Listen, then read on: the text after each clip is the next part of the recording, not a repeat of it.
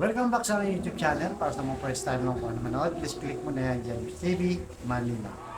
Anyway guys, one by to libre lang. Tulong mo na lang din sa kapwa mo. Alright? Thank you very much po. So topic natin yung for today's reflection. So hango ito sa gospel sa ating simbahang katoliko. Ngayong linggo na po guys. So, minsan yung hari, ito yung talimhaga ng ating Panginoon Jesus.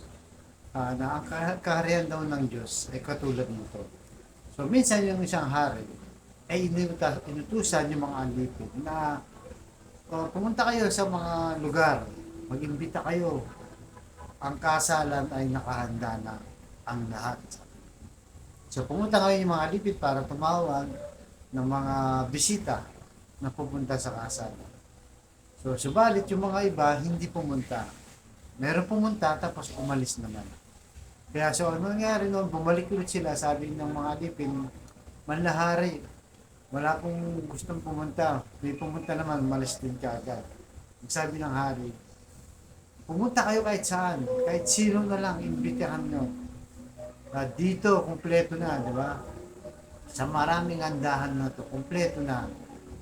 Meron ng pinatabang baka, siguro lechong baka sa panahon natin, lechong baboy, di ba? Mga sisig, siguro mga ganun, yung kung ihahambing natin guys, di ba, sa panahon ngayon. So yun, nag-invite yun, umalis sila, tapos yun na nga, dahil kahit saan sila pumunta, kahit sino na lang in-invite nila, para magkaroon lang ng bisita. So nung na-invite na sila, marami naman na pumunta, halos na puno ang kanilang venue. So napuno ang kanilang venue, para nga, venue para sa kasalan ay mag-umpisa na. So, ayon kay Mateo chapter 22 verse 11. Subalit nang pumasok ang hari upang tignan ang mga pananguhin, napansin niya roon ang isang taong hindi nakasuot na damit pangkasalan.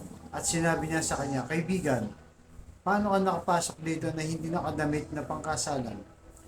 Hindi nakasagot ang taong yun. Kaya sinabi ng hari sa mga lingkod, kapusin ninyo ang kanyang mga paa at kamay at ihagis ninyo siya sa labas. Doon sa kadiliman, doon ay magkakaroon ng pagtangis at nangangalit na mga ngipin. Sapagkat marami ang tinawag, ngunit kakaunti ang pinili. So yun guys, napakalinaw, napakaganda ng mensahe. So ibig sabihin dito, ito yung mga taong gusto ng Diyos na makasama sa kanyang kaharian, sa kanyang langit. Subalit ang mga tao, di ba? Tigas ng ulo, ayaw. Yung iba, abala. Mas gusto pa nilang gumawa ng masama o kung busy sila, gusto nila doon na lang. Makita na lang natin, di ba, sa simbahan. Sa pagdating ng bisa, gusto hindi napupuno yung simbahan. Mas gusto pa nilang mag-busy dyan, mag-busy, sa mga ganung pagkakataon, di ba?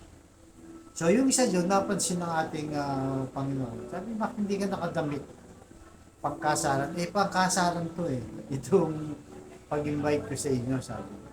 So, kaya ginawa, ginapos, tinali, at itinapon sa labas. Yun yung mga ngalit ang ngipin, sabi. Ibig sabihin, guys, yung sa impyerno na yun, yung mga taong hindi nakinig, hindi sumunod, in-invite pero hindi naman nakinig. So, yun ang nangyari sa mga taong ayaw makinig. Kahit gusto ng Diyos na isama sa kanyang karya. Bukod pa doon, di ba, sa kasautan, sabi niya, iba yung suot niya. So, kung mapansin nyo rin sa ating simbahang Katoliko, marami rin ang nagsisimba, minsan naka-short lang, chinelas, nakasando, jersey, di ba? Kala mo na mag-basketball. Sa babae naman, minsan may mga miniskirt, mga spaghetti, di ba? So doon pa lang makikita mo na kung paano sila sumamba. Hindi naman natin na sinasabi na kailangan perfecto, pero ako kasi guys ganito, pagka nagsisimba kami, kailangan nakasapatos ka, nakapants ka, bilang nila.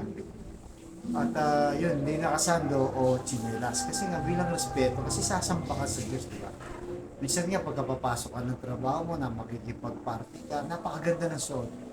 Pero pagdating sa misa, kahit ano lang may suot, napadaan lang magsisimba. Di ba? So, ganun po. So, nasa tao yan. Ako, pagka nagsisimba ako, marami nakikita nila. Pero hindi ko na lang pinapansin. Yung para sa akin na lang ang iniisip ko. Dahil alam ko, pag samba to, kailangan formal dress ka. Kaharap ka sa Panginoon, di ba? Eh kung ang mga umarap nga sa party, sa opisina, napakagandang suot, di ba? Ito pa kaya na Diyos ang ating sasambahin, magpupuri, magpapasalamat. So, yun po ang ating pagdasal. Na sana mabigyan tayo ng ating Diyos na malaman kung ano ang gusto niya at makabahagi sa kasalang inayos niya o hinahanda niya na nasa langit na tayo lahat ay kanyang iniimbita.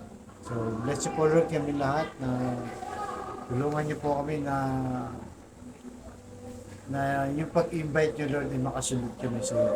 Lalo na sa kahariang hinanda mo para sa amin. Hindi kami maging pasaway o kagaya nung kinukwento niyong hindi nagbihis ng pagkasal. So sa kapatid namin nanonood sa aking vlog, lalo na sa may matinding karamdaman, financial, emotional, sabayin mo ko sa aking simpleng dasal na kung ikaw ay maniniwala, magtiwala, at mananampalataya sa Diyos, ay tsak yun ay yung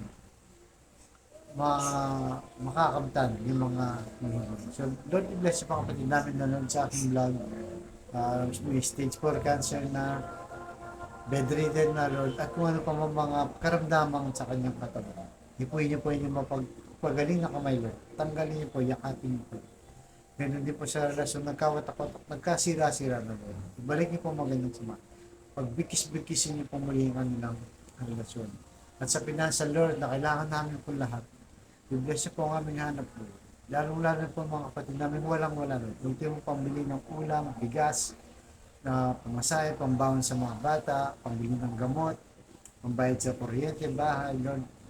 I-bless niyo po Lord ang aming hanap buhay para may provide namin ang pangangailangan ng aming Panginoon.